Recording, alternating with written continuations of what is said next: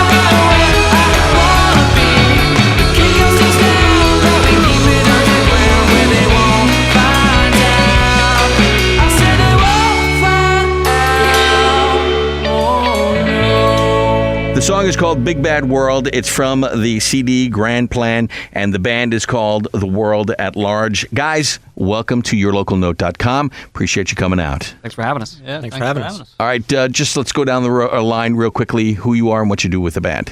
Sure. My name's Tim. I am one of the guitar players, and I also do vocals. Okay. My name's Dan. I'm bass, backing vocals. My name's Dom, and I'm guitar and vocals. Okay, we're missing one guy? Missing our drummer, Andrew, yes, sir. Okay, we want to give him a shout out. We don't want to leave anybody out, you know? No way. Okay. All right, let's talk about the name, The World at Large. How'd you guys come up with that? Well, a few years ago, we were, I guess around 2009, when we first started forming. We were looking for a name for ourselves and throwing around some ideas. It was a tough process, which any time it is when you're coming up with a band name, I think. But it was really just a fluke, you know. I was driving, I was listening to some talk radio, and just some news story they were talking about. They just said the phrase "the world at large," which is something, you know, it's a phrase that people say all the time, but it just stuck in my mind, right? You know, and I was like, let me write it down, and you know, mentioned it to the guys, and everyone seemed to enjoy it and liked it, and it kind of stuck. Okay, very cool. So it was pretty simple then. Yeah. All right, how'd you guys get together then? Yeah, well, it started. Me and a couple other guys were in a band that was kind of on its outs. We brought Dom in to do some saxophone and some guitar work on some stuff we were working on. Okay. That band kind of fell apart, and then me and Dom started this with songs he had left over or songs that he was working on, and from another project. And I had some myself, So yeah, we basically brought that stuff together, and then our drummer came on board. We've known him forever, pretty much, it seems. Yeah, I mean, the three of us, excluding Dan, we all grew up and went to the same school together. Okay, I was going to ask if there was, if you'd known each other from that point. Okay, so all- that makes it a little easier. Yes, it does, indeed. So yeah, we basically asked our drummer Andrew to come on to lay down some drums for us on these tracks we were working on. Right. He ended up joining. We had another one of our high school buddies came on to play bass. Okay. He has since moved to Texas. Okay. And then we found Dan, and he has been with us ever since. I'd say that was probably, about a year and a half ago, did you say? Closer to 2. Yeah. Closer to 2? Okay, so the band's been together for a little bit. Yes, yeah. Okay. We've been around for a little while. All right, let's talk about the first song then, Big Bad World. Who wrote it? What is it about? Well, that would be a song that I mainly wrote. That was like, it started out as, with most of my songs, just, diddling around acoustic. It actually, we released it as a B-side to one of our EPs. Was it the original EP? It was I Punch think it was Drunk the and second Roam, one, the yeah, it second was EP Punch we Drunk. released. We kind of threw it on there as like an extra thing, some more incentive to have people check it out, download it. It was really rough around the edges. I recorded on my laptop without any mics. I just did it right, condenser mic on the laptop. Okay. I used some change to make some shaker sounds, and really I was just going for like this Dylan-esque, kind of folk song, right? Okay. And we just sat on it for a long time, never really performed it live. And one day I was like, you know what? I've been working on this, like a full instrumentation, version of it. Convinced the guys to start trying it out.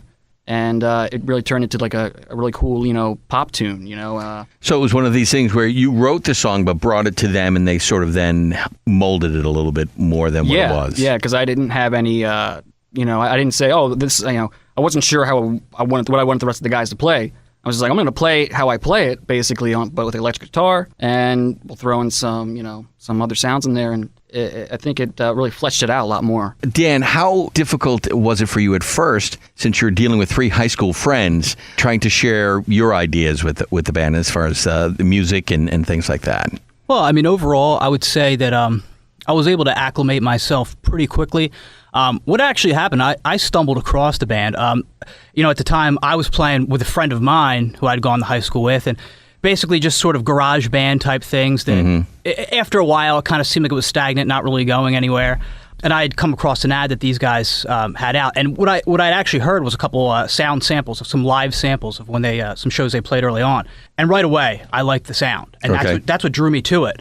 And at the time, I was like, wow, I was like, I'm going to, I want to check these guys out and see what's going on.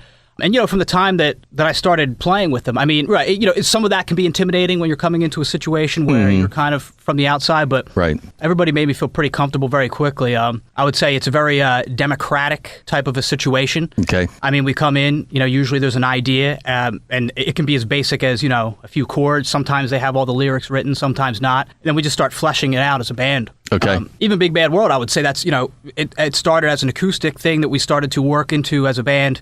And we started playing it live all the way into the studio. The sound continued to evolve. I mean, the clap track that we have in there, some of the harmonies that we have during the chorus, that evolved through live performances and actually into the studio to the point where it got to now. So, yeah, I mean, I've really enjoyed it all the way along. And I think I've gotten more comfortable as it's come along to the point now where I don't have any reservations at all about anything. Okay. Tim, is it safe to say that you and Dom are the idea starters as far as the songs are concerned? As of right now, yeah, I would definitely say so. Definitely for the stuff, for the album we have coming out, Grand Plans for Strange Things. It's actually, every song on there is either one of my ideas or one of yours. With the new stuff we've been working on, that's definitely changing. Originally, some of these songs that are on this album, I'd say were probably about, 3-4 years in the making. Sure. Some of them started before we became the band. And as time has gone on and as our songwriting process has changed and has evolved, we definitely do a lot more together. As Dan was saying, there's a lot of times now where instead of, in the beginning it was, hey, Dom and Andrew, I have this song, it's done. And, we just need some lead guitar and need some drums on it. Now it's more like, hey, I have these chords, let's see what we can do with it. Or, maybe it might be something a little more than that. So the process is definitely changed. And hopefully, definitely hoping we can kind of move back from being the main idea creators and sort of have more influence from everybody as a whole. Because it really, you definitely get a lot of different sounds that way. Yeah. And it's good. It gives us kind of some different direction to go in. Now, how about lyrically? Who's writing most of the lyrics? Is that also collaborative with you guys? I feel like the lyrics are more. The one song, the one single, Isn't It Funny, was definitely a collaborative tune. But aside from that one, is really for the most part kind of I would bring my lyrics to the table for a particular song, or Dom would. I think that's pretty much kind of how we've so far have done it up to this point. Yeah. And a lot. I mean, most. I would say, at least for me, I can't really speak for Tim on this, but as far as when I'm coming up with lyrics, a lot of times I'm pretty lazy with them. So I don't go into the song, necessarily with a concept or a theme. I come up with the tune first. That's what I'm about, and then from there I kind of feel, which direction the song's going to go into. And sometimes that even just stems from a song title. I might come up with a song title before I even come up with the subject matter. But so is it the music that's influencing your thought patterns to get to lyrics or get to a song title? I think so for myself. Right. But again, and Tim will probably explain it for his process. But I know I notice that I'll always see just notes scribbled down or just like some lyrics he's working on, and they'll probably change. And I guess you can elaborate on that a little bit more. Yeah, I often kind of start the way Dom does. I do a lot of definitely make sure the music's pretty much there, and then I'll start adding some lyrics. I'd say probably almost every song I've written lyrics for probably has about 3 or 4 different versions. I mean, completely different lyrics. And then you go back like, oh, this is great. I love what I did here. And you go back and play it the next day, and it's like, this is so terrible. Why did I ever think this was a good idea? And there'll be little pieces here that I keep like, wow, this one line really sticks out. I'm definitely going to hold on to this. But everything else is crap. And then, revision 2 comes along, and now it's like, oh, I like 2 lines. Yeah, and just keep working on it until something comes along that I feel is solid. I mean, that's usually what I try to go for when I'm writing my lyrics. And as Dom said, I'll agree with. I don't really always go into something knowing what I'm going to write it about, which I feel is a little odd, but somehow it always seems to work out in the end. Now, with the next song that we're going to play, Isn't It Funny? You said it was a collaborative effort. How did the idea and theme for that song change then, if it was all 4 of you working on the lyrics as well as the music?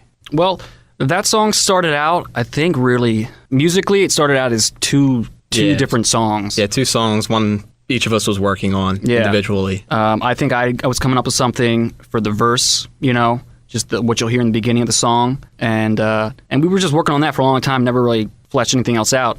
Tim was working on something which ultimately became the chorus, and then there's an outro that I had, which was something that was tacked on at the very end of writing that song, which was again another completely unrelated themed song we were, kind of riff we were working on. And one day we just decided let's try to mix them all together, try to put them together because they were all in the same key. It was just Yeah, it was those 3. Yeah, it was the 3 different ideas that weren't working on their own, and for some reason they just happened to fall together pretty well.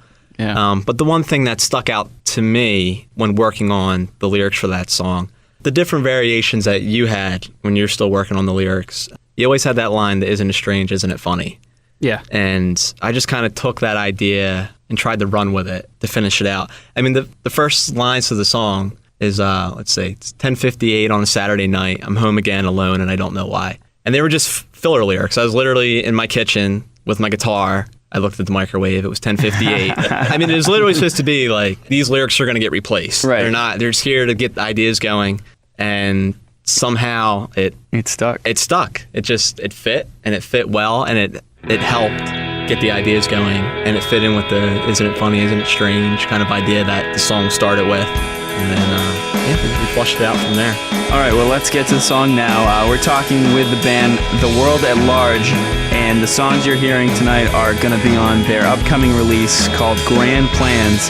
This song is called Isn't It Funny? We have The World at Large on yourlocalnote.com. It's 10:58 on a Saturday night.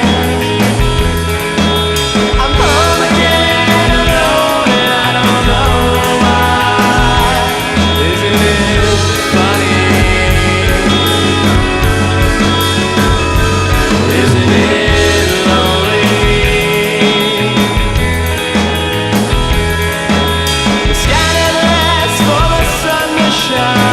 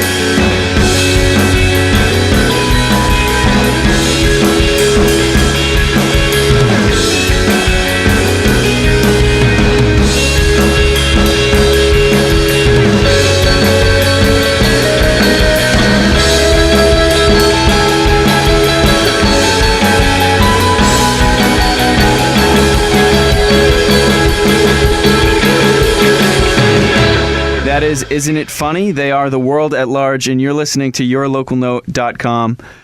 You guys put this band together. Obviously, you each have your own influences. You brought in Dan. You brought in Andrew. Just explain real quick, each one of you, what your influences were that you do apply to this band. I think it's a tough question to answer for a lot of bands, I guess. But we never had like a solid, specific acts or musicians that we were going to say, hey, let's try to recreate that. We all listen to all kinds of music. I think over the years, a lot of people have, called us Beatlesque because of the harmonies and things like that, and just the instrumentation. 2 guitars, bass, drums, and I definitely agree. I mean, everyone, if you're in a rock band, you're inspired by the Beatles, the Stones, all those bands. But with this band, I feel like it's just kind of, especially now, we're really starting to find our groove. Mm-hmm. We found our sound. I think first 2 EPs, you can hear all kinds of different sounds there a little bit. You're experimenting a little bit, trying to figure out that groove. Yeah, exactly.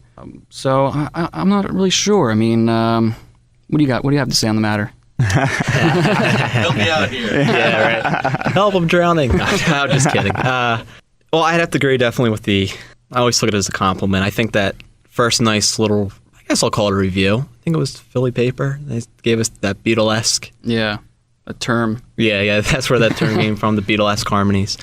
But for me, it's really whatever I'm listening to at the time, which can vary greatly. Sometimes it is the Beatles.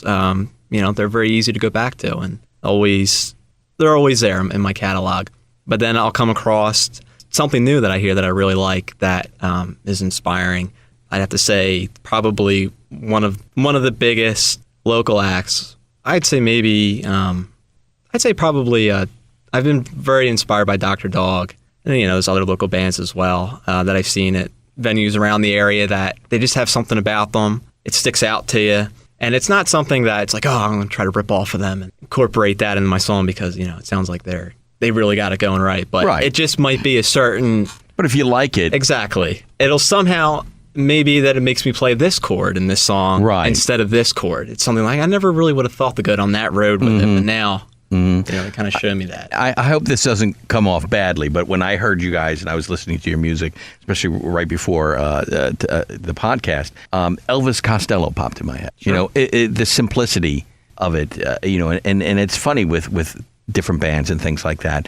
Some bands can really pull off that simplicity and make it sound great, and some bands can't do that. And then some bands do, the big, huge sound and you say, oh yeah, that sounds good. But I think the simplicity you guys do is really good.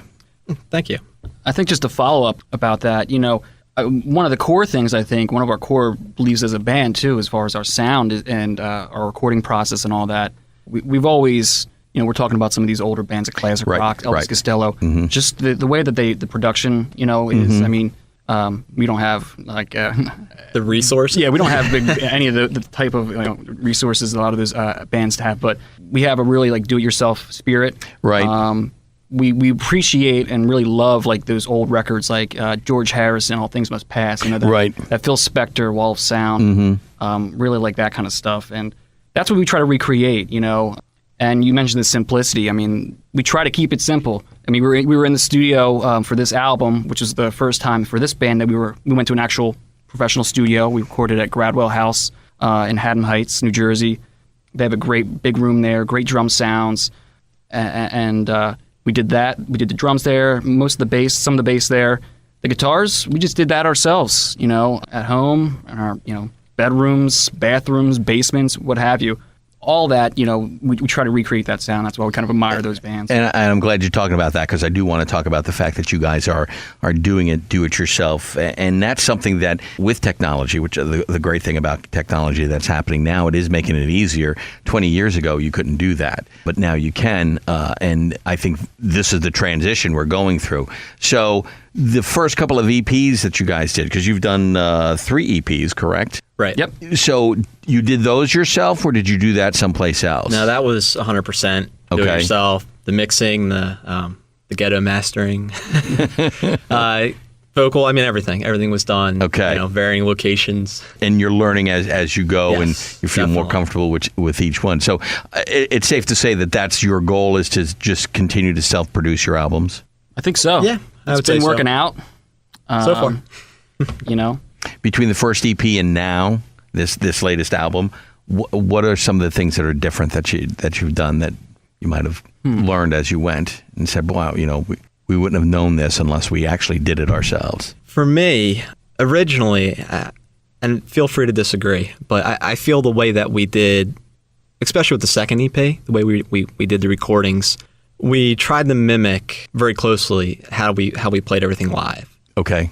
And that's definitely what we did at first. It's definitely what I did, at least at first with the album. And at certain spots, it sounded, especially when there's, say, if I'm playing rhythm and then I switch to a lead part, and then start to maybe sound a little empty. So, or maybe not empty, but it definitely sounded like it could be a little fuller, Okay. a little more fleshed out.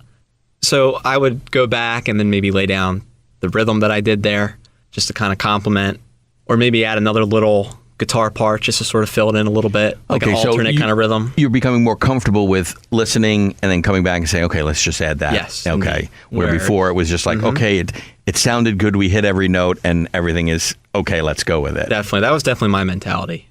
If it came out the way it sounded when we played it live, I was happy with it. Okay. And not saying that's not how it is now. Well, it's a learning process. Exactly. So, I mean, you get more comfortable with something and you experiment more. Is there anything that you learned from this album that you're going to take to the next album that you didn't do on this album that you're going to try to do with future albums? well, for me, I would say it's been just a huge learning process. I mean, I think a few of us have recorded in actual studios before, but as this band, this was the first time the four of us were going into a studio. I think for me that it was just I liked the ability to work on my parts at my own leisure. Okay. But to the detriment, and we kind of joke about it now. I mean, we were working on this album for, I don't know, like 2 years, 3 maybe, off and on, here and there, in between going into the studio every, once a year to redo some things. But there are problems with that too, because you feel like you're so relaxed that you're not in studio, you don't have to, you're not setting that time that you're paying Right. for Yes. to nail it. You can be a little Procrastinate a little bit? You can practice, a lot of it. Well, I mean, there's good and bad with everything, pros and cons. Well, I think it's a lot of it's trial and error, so you learn to be more efficient. I mean, now we would know what to expect in terms. And just to clarify, so the way it was with the LP, like basically we did half of this on our own, and then we went into the studio to do certain things like the vocals and the mixing and mastering, bass and drums, as we said. All the guitar tracks were still recorded, outside, Right. on our own. But I think you learn how to be more efficient, and when you're budgeting time in the studio, this is what we really need to be prepared to do and Right. going in. And Right. so I think every time you try it, I think the next time, we'll learn from both what went well and from the mistakes, and it'll probably be more efficient, and quicker process. Yeah, I mean, like you said before, some of the engineers we were working with at the studio, they, kind of complimented us as far as our efficiency and the simplicity of our tracks, So they were there just to record you. They didn't act like a producer or anything like Correct. that. Yeah, Okay. I mean, every once in a while they would, Yeah. we would question, like, hey, what do you think of this? Right. What can we do? What do you think we But should they do with weren't that? suggesting things on their own. They waited for Yeah. you to Correct. solicit them. Yeah. Okay, and that worked out well for you. Yep, it did. Okay, very cool. All right, let's go on to the third song, which we're going to do, and that is Under a Spell. So what we'll do is we will play it right now, and then we'll come back and we'll talk about that. We're hanging with The World at Large. We're talking about their album, which is coming out in a couple weeks. We'll know the exact date when they tell us, and we'll put it up on our site. The album is called Grand Plans, and this song is called Under a Spell on yourlocalnote.com. Before you leave, can you stop over? I'd like to see you since I don't know when I'll return. Where exactly are you going? I don't know, but we're leaving from Philadelphia. Did you say the sky is the limit? Is it everything you've ever dreamed of? Can you tell me how I'm feeling? It might not be the answer you're looking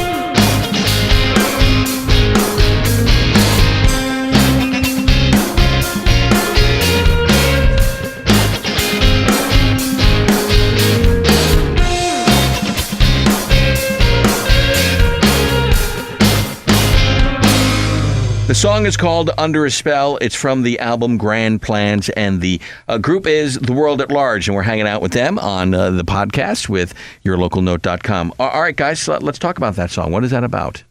Let's see.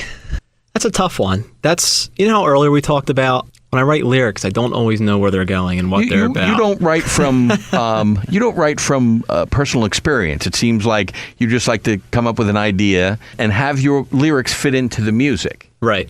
Exactly. Okay. All right. And this is definitely one of those songs. Overall, it kind of has a feeling that it's about making it as a musician. Okay. And that's definitely, pieces of it are certainly that. And as a whole, it sounds like that is what it's about. It almost sounds like, our rock and roll fantasy, if you will. Mm-hmm. But that's never what I intended it to be. Okay. I just kind of ran with it, like, okay, yeah, sure, we'll give it that. It's a little bit of everything. Some of it's just about just everyday life, about commuting to work. I mean, there's a line in there that I drive into Philly every day. Mm-hmm. Part of the frustration of sitting in traffic. Oh yes. I mean, it's literally pieced together. Mm-hmm. Part of it, for a while, I was taking the Market Frankfurt line in. Oh, that's fun. Yes, it is. There's definitely all that some stuff. I do that every day. Commuting 95 to the Vine to the Schuylkill. And I practice my vocabulary every single day and showing the world that I think they're number one, especially all those beautiful drivers out there. I know exactly what you're saying.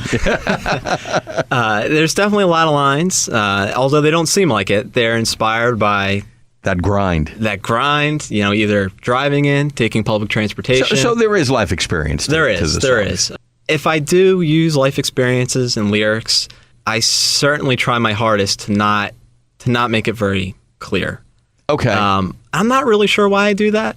Just what you're comfortable with. In prior bands, you could clearly tell what certain songs were about, certain situations, and just for some reason, I tried to get away from it. Okay. All right. Very good. And again, that was something that was basically all your writing, and then them coming together to help mold the song. That song, yes. Okay. Yeah. That was one of those ones that was one of those songs where I finished pretty much brought it to the table. Yeah. As pretty much a complete product as far as the rhythm guitar and the lyrics goes. Drums, bass, lead guitar, and all that. I wasn't dictating what needed to be done. It was, everybody throwing their ideas in. But the groove was kind of there with that one. Yeah. Definitely, I would say. And we just kind of took it from there and ran with it. Now, you named the album Grand Plans. Mm-hmm. What was the thought behind that? Well, I guess sort of a little funny story. We didn't really... We were trying to come up with a name for this for probably the whole 2 years that we were working on it. And nothing really stuck. And... much like our band name. Yeah, pretty much so. I kind of have this, outside of the band, I kind of have this odd habit of saving just stuff that I don't really need. Okay, hoarders. And, yes. Hoarding. So I don't even remember what it was, but my wife was, cleaning some stuff up and was getting rid of something, and she asked me, "Are you saving this for anything?" And I was like, "No." And she's like, "Well, you never know with you. You always have grand plans for strange things." And then Grand Plans for Strange Things became the album title. Excellent. That's kind of pretty much how it went. And it was sort of, I brought it to the table, and we sat on it for a little bit, and nobody thought of anything better. So that's what we got. And these are a collection of different songs. There's no running theme through them, much like how you write your lyrics. They're just kind of pieced together. Well, correct. I mean, all the songs, we didn't go into making this album as a concept, as a theme, going through the whole album. But it's there if you listen to it. We certain songs touch upon certain themes, that will reflect themes. And the title, I think, kind of really encapsulates the album as a whole once you listen to it and you kind of feel what it's about and what all the songs are about. Got it. And what do you have planned as far as live performances go? We have, something coming up August 9th. We're playing at, Kildare's in Manayunk. Us and a couple other, I think there's, 3 other bands on that night with us on the bill. So that should be, I think it's a Friday night too, I believe. Yeah, I believe it's free. I think you might be right. I think it's free. Okay, free. So that's incentive, free. right? Yeah, I would Okay. definitely say look into that just Yeah, to make yeah, sure. check- We don't want anybody to be disappointed. But We should have all the details up in time for that on our concert calendar. Once you guys figure it out, I'll get all the info from you guys. What's your? Sometimes I ask, like, what can people expect to see a live show from you guys? But from your perspective, what's your favorite part about performing your songs live? Don't all jump at once. Yeah. kind of time to think about that one. I mean, I think about playing live. There's always a certain energy, I guess, that comes into that, and there's that combination. You feed off the crowd, and the crowd feeds off you. Right. And it's a kind of you spend all this time creating songs and practicing them. You never know how it's really going to go over until you're out there in front of people, and see how it's going to connect overall. So there's always a certain amount of vulnerability to that. Anything that can happen, but that's also what brings the excitement to it. So I think it's just, I don't know, it's exciting to see how it's going to go over when you play the songs in front of everybody, to see how they're going to, how they're going to react. Have you ever been surprised, or I don't want to say let down, but maybe you have a perception of what your best song is or what your favorite song is, and then either the crowd agrees or disagrees, and it's another song that's their favorite. Have you ever been surprised like that? Yeah, I mean, I don't know if I can think anything necessarily off the top of my head, but there's been instances where, we'll play a track that we all love to play, and when you play it, you're getting minimal claps. Okay. That could just be everyone's outside having a smoke, or whatever. But and then other times, like for songs like maybe it was one of our older songs that we throw it in every once in a while, to flesh out the set. Where I remember a few years ago, this was before Dan, we played Mill Creek Tavern, and it was one of the last songs. That's actually the first track on our album, Broke Down in Batstow, and by the part of when we got to the bridge where I do this lead there, and it just all these people just came out from, they were standing by the bar and started dancing right there, which for us that was great because anytime you gotta play a feel gig, you're an indie rock band or whatever, you got people just a lot of times just standing there stationary, which is fine. I'd rather have them there than not there. Right. But it's always great when people are like, they're moved, and they're dancing and they're having a good time, and that's what I always enjoy. Perfect. Now, before we get to the last song here, the last one we're going to play is Written in Stone, which is the last track on the album. List out your website, your Facebook, you're on Twitter as well. What are those addresses? Well, let's see if I can remember all of them. Okay. All right. This is more of a test for you. Yeah, right. So the website's probably the best place to go. Everything's there. The link's out to everything. Let's see, worldatlargemusic.com. Bandcamp, you'll find, all the songs. Yeah. And we actually put some merch on there recently, too, I think. So that's theworldatlarge.bandcamp.com. Facebook, facebook.com/weareworldatlarge. And Twitter is twitter.com/wearetwal. Okay. As you can tell, it's been a little tough to be consistent. Right, yeah. We try. All right. This last song, Written in Stone, and again, I want to remind people, August 9th at Kildare's in Manayunk. This last song, just tell us real quick, what's this song about? Let's see. This song is a pretty recent song as far as, for the songs that are on the album.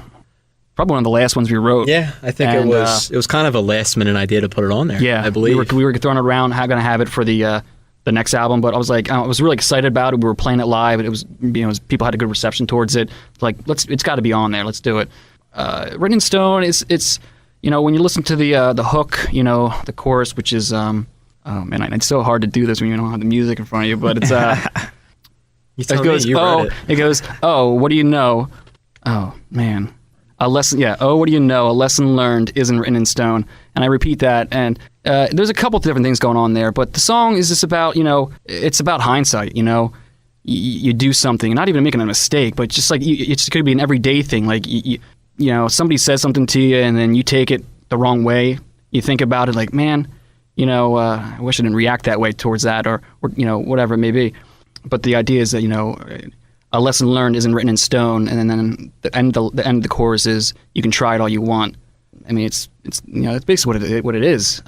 It's growing pains, learning more than once. Maybe it's like Exactly. you think you solve something, but as you grow older or get more experience, that lesson changes. Definitely. Okay. Well, guys, thanks so much for coming in studio and talking with us. Thanks. Thanks for having us. No No Problem. They are going to be performing at Kildare's Manayunk on August 9th. The new album is titled Grand Plans. We're going to end with the final track off of that.